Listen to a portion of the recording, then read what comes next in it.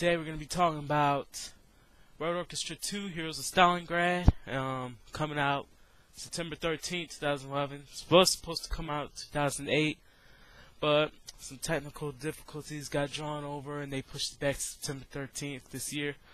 It's going to be a first-person shooter video game, if you guys hadn't already known from the first one.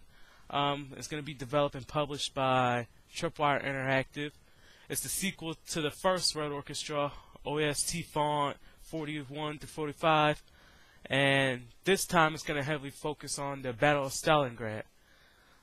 Developers stated that the game will be PC exclusive. They'll have no plans to bring it to consoles, so no PS3 or Xbox. That sucks.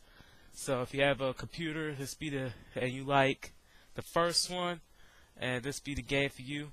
The game will contain many new features, including including a new first-person cover system combined with a blind firing first-person collision detection, as well as an entire new system of statistics tracking and enabling player development. So let's move on to the gameplay now. Red Orchestra 2, it's going to be a realistic gameplay. It's going to have realistic gameplay elements. Guns behave realistically, bullets drop and spin taken into account. The game also does away with elements and traditional HUD screens like ammo counter and forcing players to remember or manually checking how many bullets the gun have left in his magazine. Excuse me. The game's first-person cover allows the players to hide behind objects in the world to avoid gunfire, while cover players can peek out to take more accurate shots or fire blindly, whatever you want to use.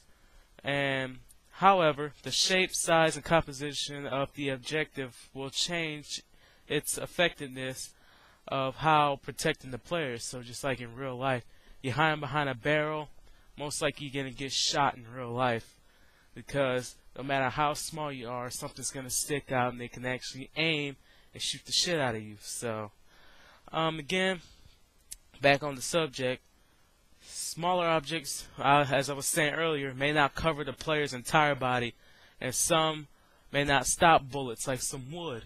Like all know in the old games, in real life, wood cannot block a bullet. 2x4 wood shot at close range will not stop you from getting shot. So that shit's fake. And yeah, again, health does not regenerate over time. As I said before, it's going to be one shot, one kill. That's how realistic it is. But you'll have to use medical equipment to treat wounds, so that they must be bandaged, so more health is not lost through blood loss. Like on Pacific Assault, you get shot too many times and you enable the blood loss on that one, you will lose blood ineffectively. So tanks will be in Red Orchestra 2 with more vehicles added after the game's launch. So there'll be a patch that you can go online and download or buy from the stores, and go ahead and you can have more vehicles in it after the game's launch. The interiors of each tank is fully recreated with either human or AI controlled characters manning each station. So like say one of your guys that got shot, either online or on single player or on campaign mode, either one AI or computer, or not AI and computer, they're the same, but AI and online player, one of them got shot and you need somebody to take over that position. You can switch throughout the tank and take over that position if you want. Then the levels detail was described by the Tripwire president earlier in July, John Gibson, as the rival or exceeding tank simulation games. But because of extensive work required to recreate each vehicle, Tripwire estimate it'll take 2 to 3 months each the game will launch with only 2 tanks in it, the German Panzer and the Russian T-34. 2 more tanks and 2 troop carriers are in production as we speak right now, and will be added to the game for free shortly after launch. So don't worry guys, just because they have 2 tanks and only like 2 troop carriers in it right now, don't mean they'll have more. More tanks and troop carriers will be put into it after production. Get the brief.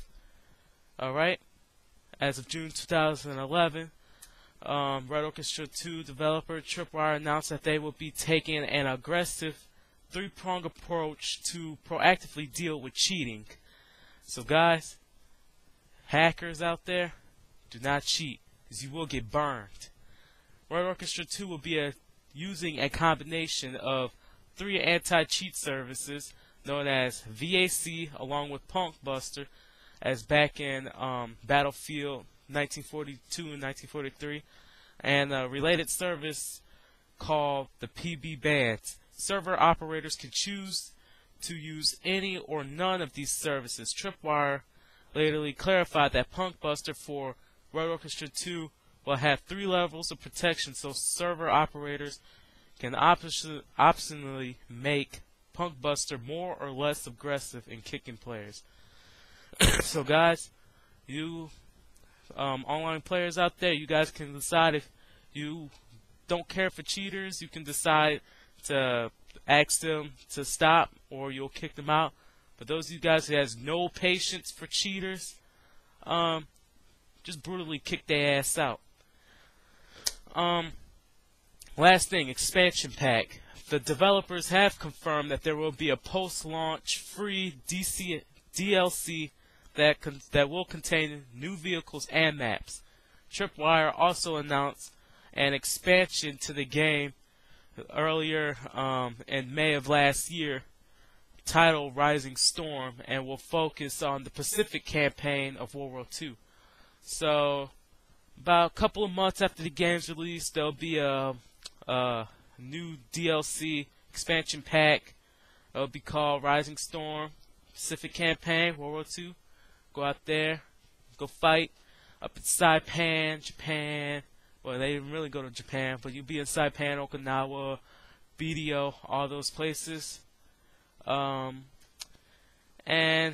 not sure if this cares really much, but the music, written by the composer Sam Hullick, was the composer for Mass Effect and Mass Effect 2 games. I don't know, I just felt like I had to throw that out there, give him some credit in the game. And that's it. So again, it's only going to be Russian and German side. That's it, just like the first one, just Russian and German side. And don't be mad or sad because they only got 2 tanks and 2 troop carriers. They got 2 more tanks and 2 more troop carriers in production as we speak right now. And after the game release, shortly after it released, it'll be for free online or at your local Walmart or GameStop, wherever you go. And again, developers Tripwire Interactive, publishers Tripwire Interactive, and 1C Company. Engine is an enhanced Unreal Engine 3. Platform Microsoft Windows, not for PS3 or Xbox or the Wii, so don't go out there saying that you can't find it for that. Release date September 13th. Genre, first person shooter, single player, multiplayer modes, and online player and campaign mode. So that's about it. Go on YouTube. You can go look at some of the gameplays on there if you hadn't already. It's big out there on YouTube now. So, so stay tuned.